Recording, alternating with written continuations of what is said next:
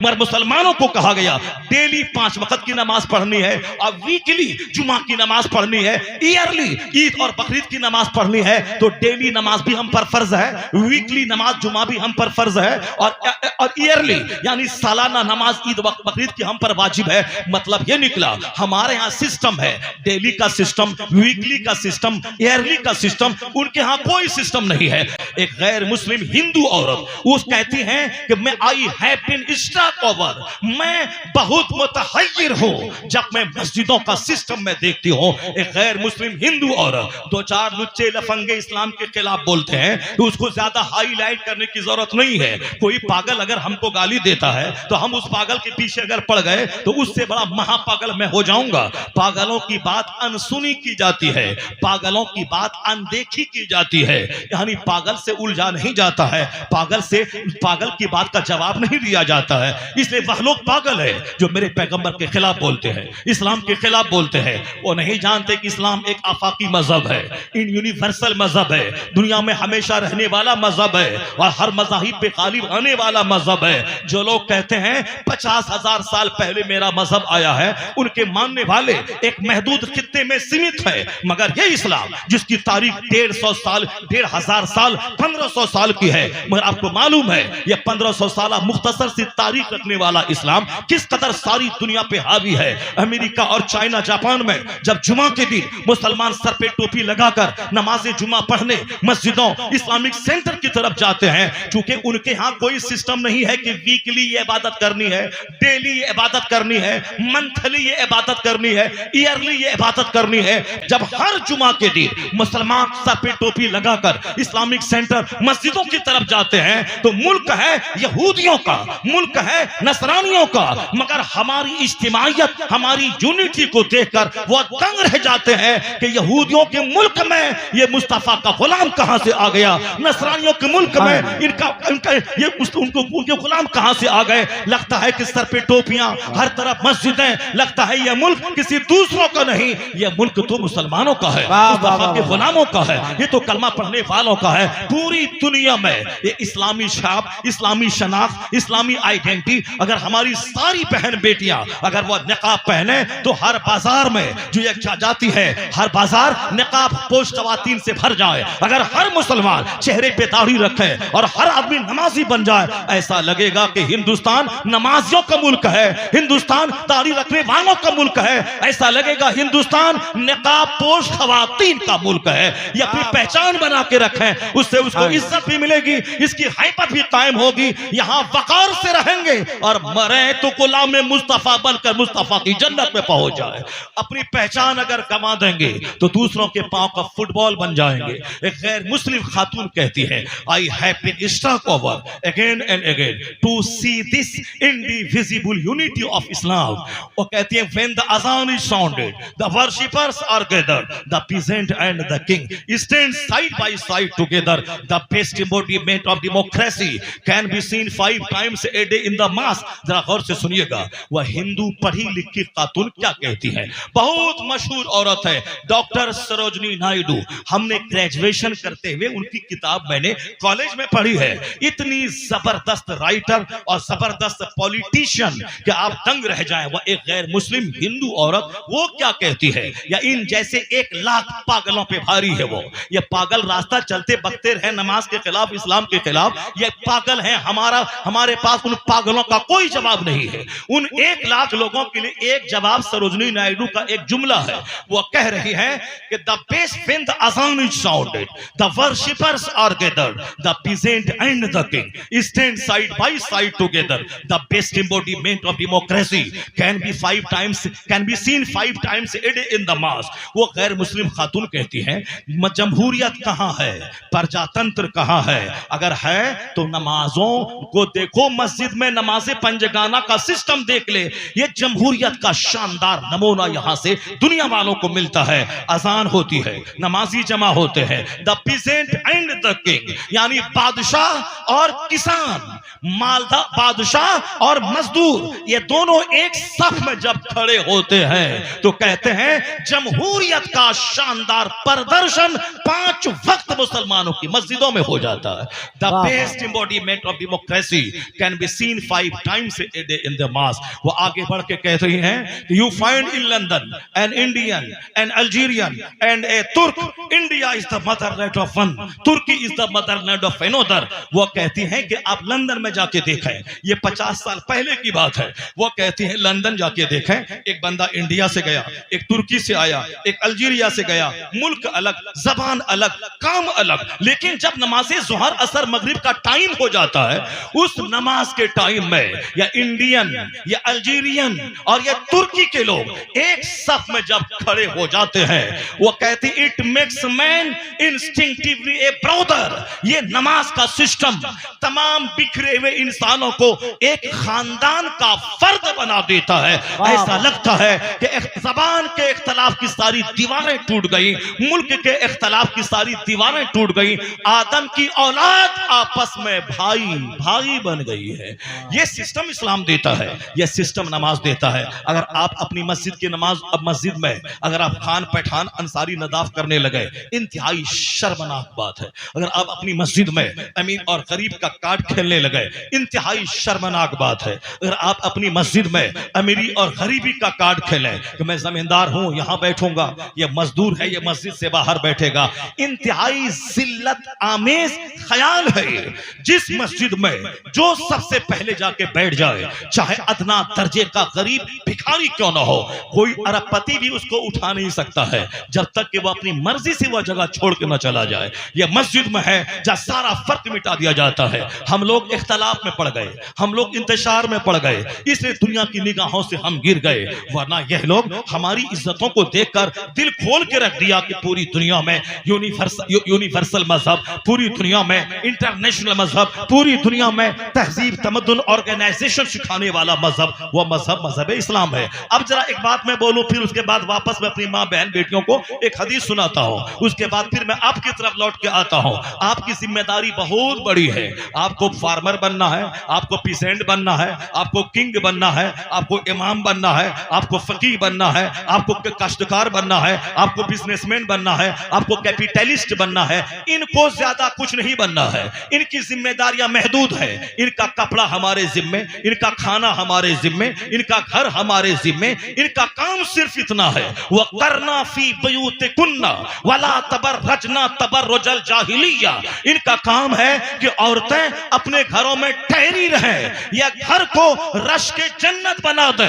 और फिर दुनिया में जितना कुतुब है, अब्दाल है, वली है, गौस है, नबी है, सारे नबी सारे कुतुब अब्दाल वो अपनी माँ के शिकम से पैदा हुए हैं। वो औरतें इमाम नहीं बन सकती है, मगर इमाम को जन्म देती है। औरत नबी नहीं बन सकती है, मगर औरतों ने नबी को जन्म दिया है। इनका काम यही है, ये घर में रहे, अपनी इज्जत की हिफाजत करें और अपनी कोख से वो वली पैदा करें, कुतुब पैदा करें, अब्दाल पैदा करें, सलाहुद्दीन पैदा करें, औरंगजेब पैदा करें, मोइनुद्दीन अजमेरी का गुलाम पैदा करें। जब तक ये नेक बनेंगी और मुजाहिदों को पैदा करेंगी तो दुनिया जुल्म से पाक हो जाएगी, शरीफों से दुनिया भर जाएगी।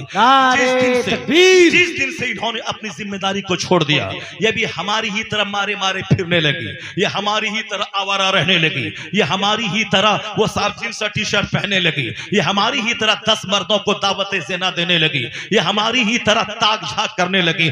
उस दिन से समाज चोरों से भर गया, समाज डकैतों से भर गया, समाज लुच्चों से भर गया, समाज माँ बाप की नाक कटाने वाले नाफरमान बच्चों से भर गया। जब इसलिए कानूनी कुदरत है, जब माँ हुई सैयद, अब जब सब माँ हुई सर से लेके पांव तक नेकी का मुजस्समा, अब बाप हुए दिन भर जिहाद करने वाला, रात भर सजदा करने वाला, तब उस कोख का बच्चा कयामत तक के वलियों का सरदार अब्दुल कादिर जीलानी बन के दुनिया में पैदा हो गए। जब माँ अच्छी होती है और जब बाप अच्छा होता है तो समाज शरीफों से भर जाता है, समाज नेक लोगों से भर जाता है। अब जरा इनकी जिम्मेदारियां महदूद है, इनको हवाई जहाज नहीं उड़ाना है, ये उड़ा रही है वो अलग बात है, मगर इनका काम वो नहीं है। इनका काम समंदर में गोता लगा के 6 महीना रहकर वहां से इल्म और हिकमत की मोती निकालना नहीं है। इनका काम जींस टी शर्ट पहन के 10 मर्दों की निगाहों की जीनत बनना नहीं है। चूंकि अगर 10 मर्द इनको अपनी तरफ खींचना चाहें कि तुम्हारा चेहरा बड़ा खूबसूरत है, आंखें बड़ी बड़ी हैं, सर के बाल बड़े लंबे हैं, बड़ी हसीना जमीला है, मैं तुझको अपने करीब करना चाहता हूं, अगर ये 10 गोंडे या 10 गोंडे चाहें कि मैं इनको अपने करीब कर लूं तो क्या हाल होगा उसका, या 10 गोंडे उसको नोच लेंगे, उसका रेप हो जाएगा, उसका मर्डर हो जाएगा। इसीलिए इस्लाम ने कहा कि तेरे ऊपर मोटी चादर पड़ी रहे ताकि तू काली कलोटी भूतनी रहे तो भी तेरा ऐब छुपा रहे चादर में, अगर तू परी रहे तो भी तेरा हुस्न छुपा रहे, ताकि हुस्न छुपा रहे। इसलिए चादर डालकर, पर्दा डालकर इस्लाम ने इन्हें जलील नहीं किया है, इन्हें रुस्वा नहीं किया है। इनकी इज्जत की हिफाजत करने के लिए इन पर कानून ने पर्दा नाफिज किया है, इनकी इज्जत की हिफाजत के लिए, ताकि इन 10 लुच्चों लफंगों की निगाहों की भीट में चढ़ जाए।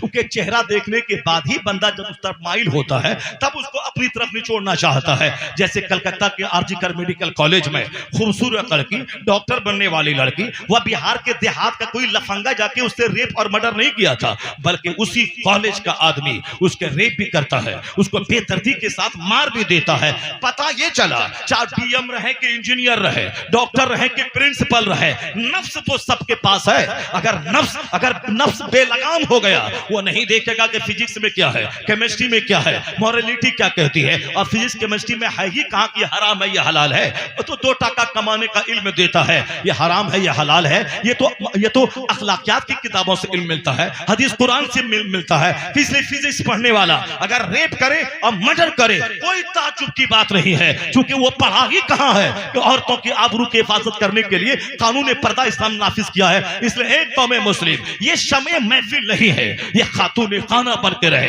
बहार शरीयत पढ़े, अनवार शरीयत पढ़े, कंजुल ईमान पढ़े, उनकी चादर डाल के रहे, ताकि समाज के गुंडों की नजर इस पर ना पड़े, आवारों की नजर इस पे ना पड़े, लुच्चों की नजर इन पे ना पड़े। अगर लुच्चों की नजर पड़ेगी, इसके बदन को नोचेगा भी, रेप भी करेगा, अब 50 टुकड़ों में काट के नदी नाले में ये बहा देगा। इस तरह आम तौर पर आज खबरें सुनने को मिलती है। इसलिए इन लुच्चों की निगाहों की हवस से बचने के लिए मेरी मां बहन बेटियों को फिल्मी तहजीब पर अमल न करना होगा, कुरानी तहजीब पे चलना होगा। कुरान कहता है, करना फी बयूते कुन्ना, अपने घरों में ठहरी रह, वला तबर्रजना तबर्रुजल जाहिलिया, दौर जाहिलियत की औरतों की तरह मारे मारे मत फिरे, बाजारों में दिखाई ना पड़े मुसलमान की बेटियां हैं, सड़कों पे दिखाई ना पड़े मुसलमान की बेटियां हैं, वो ताक झांक ना करे मुसलमान के मोहल्ले में जवान औरत दिखाई ना पड़े।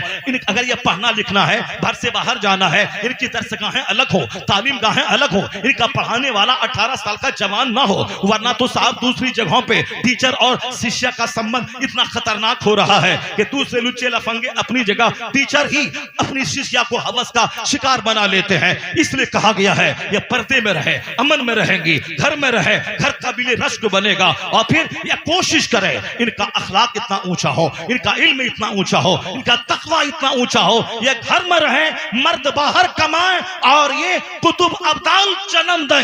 और जब समाज में कुतुब पैदा होंगे, नमाजी पैदा होंगे, तो समाज में जो बेचैनी की आग लगी है, ये आग बुझेगी, अमन सुकून की हवा चलने लगेगी, नारे तकबीर चलने लगेगी, नारे रिसालत, इस्लाह मुआशरा कॉन्फ्रेंस, हजरत अल्लामा शाहरिया रजा कादरी। इनकी जिम्मेदारियां बहुत महदूद हैं। अब बस एक हदीस सुनाता हूं जो हुजूर का पैगाम है। आका क्या फरमाते हैं, अल मरअतु इज़ा सल्लत खम्सहा, बस एक छोटी सी जिम्मेदारी इनकी है, ज्यादा बड़ इन पर जिहाद फर्ज नहीं है, इन पर रोजी रोटी कमाना फर्ज नहीं है, इनकी जिम्मेदारी लिमिटेड है। हुजूर क्या कहते हैं, जो अल्लाह रब्बुल इज्जत के रसूल हैं, अल्लाह के महबूब हैं, जो हमें मकसद हयात बताते हैं, हम तो जीरो थे, कुछ नहीं थे, नापाक कतरे से हमको अल्लाह ने पैदा किया है, हम माँ की शिकम से दुनिया में बाहर आए हैं, और हम माँ के पेट में माँ का खून पी के जिंदा रहे, माँ की गोद में अल्लाह ने उसके खून को दूध बना के हमारी रोजी का इंतजाम फरमाया, हमारी मोहब्बत माँ के दिल में अल्लाह ने डाल दिया, वह 10 साल तक नर्स की तरह हमारे पेशाब पाखाने के कपड़े को वो धोती रही। इनके दिल में मोहब्बत अल्लाह ने डाला, तो जिस रब ने इनके दिल में मेरी मोहब्बत डाल के इनसे खातिमा का काम लिया है, इनके इनके पेट में इनका खून रोककर मेरी ग़िज़ा का इंतजाम किया है, उस रब्बे करीम का फरमान मर्द औरत सबके लिए आखिरी हर्फ है। उसमें चू चरा वाए वाट, इस दौर में उस दौर में, वह पीरियड ये पीरियड नहीं, वह खुदा हमेशा के लिए है, हमेशा से है, वह अज़ली है, वह अबदी है, उनका सारा पैगाम अज़ली है। हम इंसान कमजोर है, हमारी फिक्र कमजोर है, हमारा इल्म कमजोर है, हमारी तहरीर कमजोर है, मगर अल्लाह सारी कमजोरियों से पाक है। अल्लाह तबारक व तआला हमारा पैदा करने वाला जो एक नापाक कतरे से मुझको पैदा करे, फिर मुझे मार दे, फिर दोबारा जिंदा करके मुझके हिसाब लेने पर कादिर है। इसलिए जब भी दिमाग में बात हो कि मरने के बाद फिर दोबारा जिंदा होगा क्या, तो उनको यह बताया जाए तू तो कुछ नहीं था, तेरे बाप को खबर नहीं थी कि मेरी कोख से कोई बच्चा पैदा हो गया नहीं, तेरी माँ को खबर नहीं थी शादी से पहले कि मैं बांझ रहूंगी या साहिब औलाद बनूंगी। हल अता अलल इंसान हीनुम मिन दहर लम यकुन शैअन मज़कूरा। कुरान कहता है एक ऐसा जमाना नहीं गुजरा कि तेरा नामो निशान दुनिया में नहीं था, यानी मेरे माँ बाप की शादी जब नहीं हुई थी तो मेरी माँ को भी खबर नहीं था कि मैं माँ बनूंगी, बेटा होगा या नहीं होगा। मेरे बाप के हाशिए ख्याल में भी नहीं था कि मैं साहिब औलाद बनूंगा या मैं ऐसे ही रांड रहूंगा, नहीं खबर थी। न तेरी माँ को इल्म था तेरा, न तेरे बाप को इल्म था तेरा, मगर जब कुछ नहीं था तो हमने तुझको एक अजूबा इंसान बना के, तेरे माँ बाप के मिलने के बाद एक अजूबा इंसान बना के मैंने तुझको दुनिया में पैदा किया। जब तेरा कोई चर्चा नहीं था तो तुझको मैंने अदम से वजूद में तुझको लाया, यानी तू कुछ नहीं था मगर तुझको खूबसूरत इंसान बनाया। तो ठीक उसी तरह जब तू मर जाएगा, जब मैं तेरी रूह निकाल लूंगा, तू मर जाएगा, कब्र में डाल दिया जाएगा, तेरी फिजिकल बॉडी तो सड़ गल जाएगी। जिस तरह से मैं पानी की बूंद से तुझको पैदा किया, उसी तरह तेरी सड़ी हुई हड्डी से मैं दोबारा तुझको पैदा करूंगा और फिर तुझसे मैं हिसाब लूंगा। ये बता दे तुमने जवानी किस काम में गुजारी, ये बता दे अपना जीवन तुमने किस काम में गुजारा, ये बता दे तुमने माल कहां से कमाया, कहां खर्चा किया, ये बता दे कि तुमने जो सुना सीखा पढ़ा उस पर तुमने कितना अमल किया। ये 4 सवाल का जवाब जब तक अल्लाह बंदे से ले नहीं लेगा, उस वक्त तक बंदे का पांव अपनी जगह से 1 इंच नहीं हटेगा। तो अल्लाह कहता है जब मैंने तुझको पानी की बूंद से पैदा किया, फिर दोबारा जिंदा करना मेरे लिए क्या बड़ी बात है। पहली बार पैदा करना ये भले मुश्किल काम हो, वो मुश्किल मेरे लिए आसान है, तो फिर दोबारा तुझको जिंदा करके हिसाब लेना ये कौन सा मुश्किल काम है।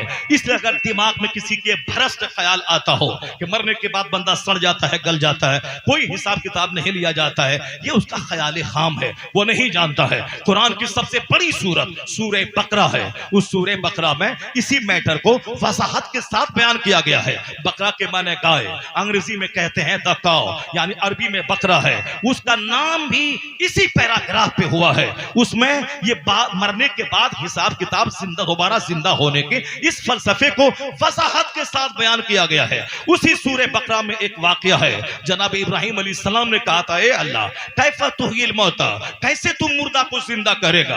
अल्लाह ने कहा अवलम तुमिन, क्या तुझे इस पर यकीन नहीं है। कहा यकीन तो है मेरे मालिक, तू मेरा रब है, तू मरने के बाद जिंदा करेगा, मगर मैं चाहता हूं कि मेरे दिल को इत्मीनान हो जाए, मैं आंखों से देख लूं कि कैसे मरे हुए को जिंदा किया जाता है। तो सूरह बकरा में आया है, अल्लाह ने जनाब इब्राहिम से कहा 4 परिंदों को तू ले ले। 4 परिंदों को लिया, कहा उन चारों को तू ज़बह कर दे, ज़बह करने के बाद चारों के गोश्त को एक दूसरे से मिक्स कर दे, यानी उसको मिक्स कर दे, फिर उसमें से थोड़ा थोड़ा गोश्त इस चारों पहाड़ पे रख दे। उसके बाद तू आवाज दे कि मेरी तरफ आ जाओ। जब आवाज आपने 4 परिंदे को लिया, उसको गोश्त पे कीमा बना दिया, सबको एक दूसरे में मिक्स कर दिया और 4 पहाड़ पे रख दिया। उसके बाद जनाब इब्राहिम ने कहा कि आ जाओ, अल्लाह के हुक्म से तू आ जाओ। तो चारों पहाड़ के वह मिक्स गोश्त, सारा गोश्त का टुकड़ा एक दूसरे से मिलता रहा, हड्डियां मिलती रही, पर मिलते रहे और चारों परिंदा जिंदा होकर सामने आ गया। जनाब इब्राहिम ने कहा, ए अल्लाह मुझे यकीन हो गया कि तू इसी तरह मुर्दों को जिंदा करेगा, इसी तरह तू जिंदा करेगा, चाहे कोई समंदर में सड़ जाए, या सांप के मुंह में चला जाए या कोई मिट्टी में गल जाए, अल्लाह तबारक व तआला उसे जिंदा करेगा, फिर उसे 4 सवाल करेगा क़यामत के दिन। वो सवाल पहला, या कीमती जिंदगी तुमने किस काम में गुजारी, या बहुत बहुमूल्य जीवन तुमने किस काम में गुजारा, ये सवाल होगा। दूसरा सवाल होगा कि तुमने जवानी किस काम में लगाई।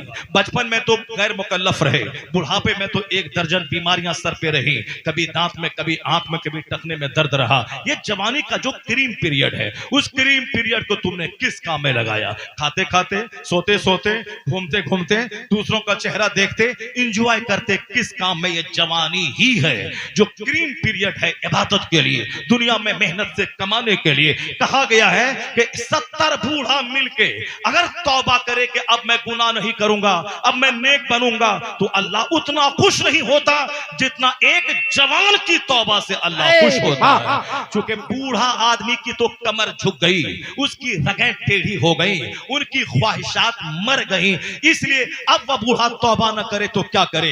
लेकिन वह जवान जिसकी आंखों में ख्वाहिश शहवत जिंदा है, जिसकी शर्मगाह में शहवत जिंदा है, जिसके सीने में शहवत जिंदा है, ये अगर आंखें बंद कर लेता है, दिमाग को गंदे ख्याल से पाक कर लेता है, अपनी शर्मगाह की हिफाजत करता है, ये नफ्स में आग लगी है कि देखा जाए, मगर ये आंख बंद करके नफ्स पे कंट्रोल करता है, लाहौल पढ़ता है, अपने आप को उस राहों से जाने से बचाता है, अगर ये तौबा कर लेता है तो 70 बूढ़ों की तौबा से ज्यादा उस जवान की तौबा से अल्लाह खुश हो जाता है। क्योंकि इन्होंने मुश्किल काम किया है, इन्होंने बड़ा हार्ड काम किया है, जो काम इनके बस में नहीं था, मगर इसने अल्लाह की रहमत से उम्मीद करते हुए अपने आप को गुनाहों से बचाने की कोशिश की है। ये तो बूढ़ा है, वो तो कमर ही नहीं उठेगी तो क्या जुर्म करेगा। इसलिए असल तौबा जवानी की, असल मेहनत जवानी की, असल इबादत जवानी की। बुढ़ापे में तो तरावी की नमाज में 5 बार वजू करना पड़ता है, अब पीछे से गैस फॉर्म हो जाती है, मगर जवान चाहे ईशा के वजू से फजर पढ़ सकता है। उनका गुर्दा मजबूत, उनका मसाना मजबूत, उनका लीवर मजबूत, उसकी छोटी बड़ी आंत मजबूत, इसलिए वह 10-10 घंटे तक एक वजू से रह सकता है। तो असल इबादत जवानी की है, वरना बुढ़ापे में सिवाय रोने से कोई फायदा ना होगा। अल्लाह सवाल करेगा अन शबाब ही, जवानी के बारे में कि तू जवानी किस काम में लगाया। ये आंख, ये जबान, ये ब्रेन, ये हाथ, ये पेट, ये घुटना टकना, जिसको मोड़ते हैं हम, अगर ये इसमें फ्लेक्सिबल नहीं रहे तो इसका मोड़ना हमारे लिए महाल हो जाए। अगर यहाँ दाना ना पचे तो मेरा जिंदा रहना मुश्किल हो जाए। अगर ब्लड ना बने तो 10 करोड़ रुपए खर्च हो जाएंगे 2 साल जिंदा रहने के लिए, ब्लड ऊपर से चढ़ाने के लिए। ये सब कुछ फ्रीली हो रहा है। मैं खाना खा रहा हूँ, खाना पच रहा है, एक तरफ पेशाब बन के निकल रहा है, एक तरफ पखाना बन के निकल रहा है, एक तरफ ब्लड बन के मेरी सारी रगों में जा रहा है। वही थोड़ा सा सिस्टम ब्लड बनने वाला चरमरा जाए तो फिर दिन में तारे नजर आते हैं। 10 बीघा जमीन बिक जाती है एम्स में ब्लड चढ़वाने में। ऐसे बहुत सारे केसेस हैं। तो इसके बारे में तो सवाल करेगा अल्लाह। मैं बहुतों को गूंगा रखा, तुझको जबान दी, क्या किया तुमने। मैंने बहुत सारों को अंधा बनाया, तुझको आंख दी, तुमने क्या किया। मैंने बहुत सारे लोगों को बहरा बनाया, तुझको मैंने कान दिया। बहरा 10 लाख की मशीन लगा के सुनता है और तू बगैर मशीन के सुन लेता है, तुमने इसके बदले में क्या किया। ये बता दे। आंख का सवाल, दिल का सवाल, जबान का सवाल, ब्रेन का सवाल, पांव का सवाल। इस पांव को कहां लेके गया। सनीमा हाल में, तारीख की भट्टी में, दूसरों को सताने के लिए, दूसरों की बेटी का रिश्ता तोड़वाने के लिए, थाने में दूसरों को फंसाने के लिए, दूसरों के ग्राहक को रोकने के लिए, दूसरों के खिलाफ पंचायती करने के लिए कहां इस पांव को ले गया। सवाल तो होगा। यह जमीन सीसी कैमरा की तरह हमारी हर गतिविधि को नोट कर रही है। जिस तरह मेरी गर्दन पे मौत की तलवार लटक रही है, मैं नहीं देखता हूं किस वक्त मर जाऊं, उसी तरह जमीन का कित्ता कित्ता हमारी सारी गतिविधि को नोट कर रहा है। यानी we are under CC camera, under CC camera. हम सीसी कैमरा की निगरानी में हर वक्त है, चाहे घर में रहें, चाहे खेत में रहें, चाहे 5 स्टार होटल में रहें, चाहे जहां भी रहे, हर जगह है जमीन, हर जगह है दोनों कांधे के फरिश्ते, हर जगह है हम, हर जगह है अल्लाह। तो अल्लाह रब्बुल इज्जत देख रहा है, उनके 2 फरिश्ते देख रहे हैं, यह जमीन देख रही है, यह हाथ पांव सारे पार्ट्स मेरे काम को देख रहे हैं। इतनी जबरदस्त निगरानी में बंदा कैसे झूठ बोलता है, कैसे ज़िना करता है, कैसे शराब पीता है, कैसे दूसरों को ठगता है, कैसे बेईमानी करता है। इसलिए क़यामत के दिन सारा चिट्ठा उसकी निगाहों के सामने आ जाएगा। वह झूठ भी नहीं बोल सकेगा, नहीं ये हमने नहीं किया है, वो हमने नहीं किया है। अल्लाह क्या करेगा। अल-यौम नख्तिमु अला अफ़वाहिहिम, अल्लाह आज उनकी जबान को सील्ड कर देगा कि जबान से तू नहीं बोलेगा। अल-यौम नख्तिमु अला अफ़वाहिहिम व तुकल्लिमुना युकल्लिमुना ऐदीहिम, बंदों के हाथ अल्लाह से बात करेंगे, इसे क्या काम लिया गया। बंदों का पांव अल्लाह से बात करेगा, इसको कहां चलाया गया। या पेट बात करेगा, इसमें कौन सी कैसा डाली गई। या आंख बात करेगी, इस आंख का इस्तेमाल कहां किया गया। सारे पार्ट्स आपके विरोध में गवाही देंगे। अगर ये यकीन जम जाए मेरा अल्लाह है, दोनों फरिश्ते कांधे पर हैं, जमीन सीसी कैमरा की तरह गतिविधि को नोट कर रही है, अगर ये यकीन जबानी हद से निकलकर अगर दिल में जगह पकड़ ले, मुझे यकीन है कि 90% दुनिया गुनाहों से पाक हो जाएगी, दुनिया जराइम से पाक हो जाएगी। आज साहब थाने की मौजूदगी में रेप हो रहा है, आर्मी की मौजूदगी में गुनाह हो रहा है। अमेरिका की आर्मी गुनाहों रेप को रोक नहीं पा रही है। हर 3 मिनट पे रेप का केस अमेरिका में दर्ज हो रहा है और रोजाना कई केस इंडिया में जो कोर्ट कचहरी में बाज़ाब्ता दर्ज हो रहा है, उसकी रिपोर्ट है कि महाना कई हजार रेप के केस इंडियन कचहरी में नोट हो रहे हैं। जो इलीगल तौर पर गांव देहात में चोरी छुपे जो होते हैं वो अलग, ये बाज़ाब्ता रिकॉर्ड के हिसाब से हर दिन कई रेप और मर्डर के केस हो रहे हैं। पुलिस की मौजूदगी में जुर्म क्यों नहीं मिट रहा है? नहीं मिटेगा। पुलिस सामने है, उसके बावजूद लोग चोरी छुपे शराब पी लेते हैं। इसलिए इस्लाम कहता है कि तू अपने दिल में इस अकीदा को मजबूत दे दे, मजबूत जगह दे दे कि अल्लाह देख रहा है, फरिश्ते देख रहे हैं, जमीन नोट कर रही है। ये अकीदा जितना पुख्ता होता जाएगा, दुनिया से क्राइम घटता जाएगा, क्राइम का गिराफ खत्म होता जाएगा। इसलिए सारी दुनिया को इस्लाम आवाज दे रहा है। तुम कोर्ट की मौजूदगी में गुनाह रोक नहीं पाए, कचहरी की मौजूदगी में गुनाह नहीं रोक पाए, तुम पुलिस की मौजूदगी में गुनाह नहीं रोक पाए, तुम आर्मी की मौजूदगी में गुनाह नहीं रोक पाए, तो अब इतना कर ले जो इस्लाम का बुनियादी अकीदा है, इसको फैला दे, इसको हर घर में फैला दे, इसको फोर्सली इस अकीदे को नाफिज कर दे। और जिस दिन ये अकीदा मजबूत हो गया, न आर्मी रहे न कचहरी रहे, बंदा अल्लाह से डरेगा, दुनिया क्राइम से पाक हो जाएगी, नेकियों का कहवारा हो जाएगी। वाह वाह वाह वाह, मजबूत होना चाहिए, जिंदाबाद, अकीदा जिंदाबाद। मजबूत होना चाहिए। दुनिया वाला कुछ भी करे मगर आप तो यकीन कर लें। अब जरा गौर से सुनिए, मैं इस टॉपिक को टच करूं, उसके बाद एक हदीस सुनाऊं, फिर उसके बाद एक बात आपके लिए बोलूं, उसके बाद मैं आपसे रवाना हो जाऊं। क्योंकि बहुत मेहमानों की एक बड़ी तवील फहरिस्त मौजूद है, शमीम भाई मौजूद हैं, उसके बाद दिलबर शाही आ जाएंगे, फिर गुलाम रब्बानी साहब नश्तर उनकी आमद हो जाएगी। यानी जबरदस्त महफिल आज होने वाली है। नात खानी भी वो साहब फुहड़ नात खानी नहीं होगी, बल्कि साहब वो नाचने गाने वाली नात खानी नहीं होगी। ये अख्तर परवाज हबीबी है, मुहज्जब नात पढ़ने वाले, मैं इसको पसंद करता हूँ। ये शमीम भाई बहुत अच्छी नात पढ़ते हैं, अच्छे लबो लहजे में, न बहुत ज्यादा हाथ पैर नचाते हैं, न बहुत ज्यादा आगे पीछे माइक लेके जमीन पे कूद जाते हैं, बिल्कुल नॉर्मली सिविलाइज्ड होकर नात पढ़ते हैं। असल होना यही चाहिए था, तरीका वही था कि आदमी 5 मिनट नात पढ़े, 2 घंटे की तकरीर हो जाए, फिर 5 मिनट में एक नात पढ़े, फिर 2 घंटे की तकरीर हो जाए, फिर 5 मिनट नात पढ़े, फिर 2 घंटे की तकरीर हो जाए। अभी परसों रात में कलकत्ता में था, कल तो बंबई था, परसों कलकत्ते में था। कलकत्ता में मैंने देखा जिस होटल जहां ठहरा था, बाजू में देवबंदी की एक मजलिस हो रही थी और मुझको बरेलवी की मजलिस में जाना था। अब देवबंदी की मजलिस की आवाज पूरी आ रही थी। 11 बजे तक उनका 3 मौलाना एक लंबा खिताब कर चुका था। मैं सब सुन रहा था बैठ के। 11 बजे तक उनका 3 आलिम खिताब कर चुके थे और 3 टर्म में और 3 राउंड में नात खानी भी उसकी हो चुकी थी। वह नात खानी हमारी जैसी नात खानी उनकी हो रही है, वो नात पढ़ रहे हैं। और हमारे यहाँ 12 बजे तक सिर्फ नात खानी होती है साहब, झूमा जाता है। और उसके बाद जब कुरान हदीस सुनाने वाला आता है तो आधा मजमा सारा मजमा भागा होता है। ये आज का ये जलसा हिंदुस्तान की तारीख का एक कामयाब तरीन जलसा, जहां लोग तकरीर सुन रहे हैं और सारों तरफ से भीड़ लगाकर लोग अपनी जीवन शैली सुन रहे हैं। इसलिए मेहनत तो तुमने की, तुम्हारे चंद नौजवानों ने मेहनत की, मगर नाम पूरे गांव का पूरे हिंदुस्तान में होगा। इसलिए एक बंदा मेहनत करता है, इज्जत पूरे गांव वालों की होती है। लेकिन एक बंदा अगर डांस का प्रोग्राम करवाए, अगर एक बंदा नाचने कूदने का प्रोग्राम करवाए, एक लड़का किसी लड़की को लेके भाग जाए, करता है एक, मगर नाक पूरे गांव की कट जाती है, सबकी आबरू मिट्टी में मिल जाती है। उसी तरह 1 2 4 बच्चे, अहमदाबाद में रहने वाला, दिल्ली में रहने वाला, इस गांव में रहने वाला, 4 बच्चों ने हिम्मत की। तो कौन सा गांव, क्या नाम है इस गांव का? रोनिया के इतिहास में पहली बार इतना बड़ा जलसा, इतनी बड़ी मजलिस, इतना बड़ा मजमा पूरे तैयार में कहीं नहीं होता जितना बड़ा मजमा तुम्हारे गांव में हो गया। इसलिए अब ये मत बोलना कि तुमने ये कर दिया, तुमने वो कर दिया।